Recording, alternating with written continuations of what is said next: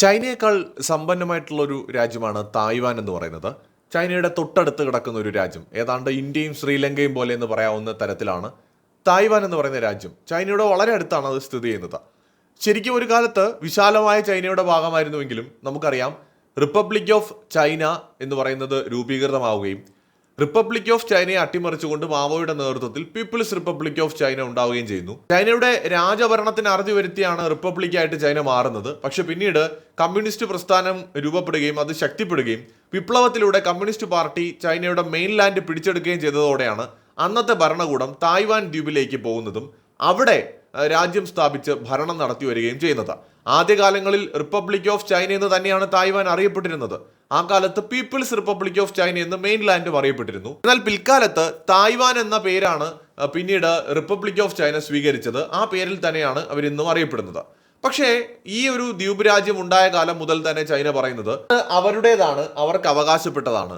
ഒരു രാജ്യം ഒരു ചൈന പോളിസിയാണ് ചൈനീസ് ഗവൺമെന്റ് പിന്തുടരുന്നത്. അതുകൊണ്ട് തന്നെ ഹോങ്കോങ്, മക്കാവു, തായ്വാൻ പോലെയുള്ള പ്രദേശങ്ങൾ പൂർണ്ണമായും അവരുടേതാണെന്ന് അവർ അവകാശപ്പെടുന്നു. ഹോങ്കോങ്ങും മക്കാവും വേറൊരു ഡിഫറെന്റ് ഒരു സ്റ്റോറി തന്നെയാണ്. അത് വേണമെങ്കിൽ ചൈനയ്ക്ക് ക്ലെയിം ചെയ്യാവുന്നതുമാണ്. പക്ഷേ തായ്വാന്റെ കാര്യം അങ്ങനെയല്ല. അതൊരു സ്വതന്ത്ര രാജ്യമായി തന്നെയാണ് വർഷങ്ങളായിട്ട് നിലനിൽക്കുന്നത്. അതിനുമേലുള്ള ചൈനയുടെ അവകാശവാദങ്ങൾക്ക് അതുകൊണ്ട് തന്നെ ഈ കാലഘട്ടത്തിൽ പ്രസക്തിയുമില്ല. അങ്ങനെയാണെങ്കിൽ പാകിസ്ഥാനും ബംഗ്ലാദേശും എന്തിന് മ്യാൻമാറും ശ്രീലങ്കയും വരെ നമ്മുടേതാണെന്ന് നമുക്കും അവകാശപ്പെടാം. ഇവിടുത്തെ രാജാക്കന്മാര് ഇന്ത്യയിൽ രൂപീകൃതമായ രാജഭരണങ്ങളുടെ കീഴിൽ എത്രയോ രാജ്യങ്ങൾ ഉണ്ടായിരുന്നു. ഇന്തോനേഷ്യയുടെ പല പ്രദേശങ്ങൾ, അതുപോലെ തന്നെ മലേഷ്യയുടെ പ്രദേശങ്ങൾ, സിംഗപ്പൂരിന്റെ പ്രദേശങ്ങൾ, അതുപോലെ തന്നെ തായ്ലൻഡിന്റെ പ്രദേശങ്ങൾ, അങ്ങനെ ഒരുപാട് മേഖലകൾ ഇന്ത്യയുടെ ഭാഗമായിരുന്നു ഒരു കാലത്ത്. അതൊക്കെ നമ്മുടേതാണെന്ന് നമുക്കും പറയാം.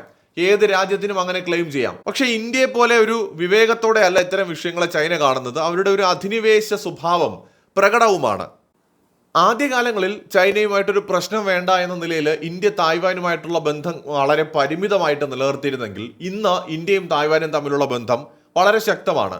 2020 ഇന്ത്യ ചൈന ഗാൽവാൻ വാലി സംഘർഷം ഉണ്ടായ സമയത്ത് തായ്വാനിൽ പ്രചരിച്ച ഒരു ചിത്രമാണ് ഇപ്പോൾ പ്രേക്ഷകർ കാണുന്നത്. ശ്രീരാമൻ വ്യാളിയെ ലക്ഷ്യമിട്ടുകൊണ്ട് അസ്ത്രമെയ്യുന്ന ഈ ഒരു ചിത്രം അത് വലിയ രീതിയിൽ രാജ്യാന്തര തലത്തിൽ തന്നെ ചർച്ചയായിരുന്നു.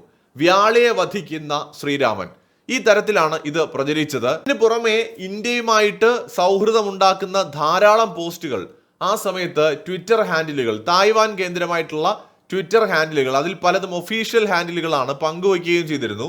അതായത് ഇന്ത്യക്ക് പിന്തുണ പ്രഖ്യാപിച്ചുകൊണ്ട് തായ്വാനും ഹോങ്കോങ്ങും തായിയും നിൽക്കുന്നതായിട്ടുള്ള ചില ഫോട്ടോകൾ പങ്കുവച്ചിട്ടുണ്ടായിരുന്നു ചിലര്.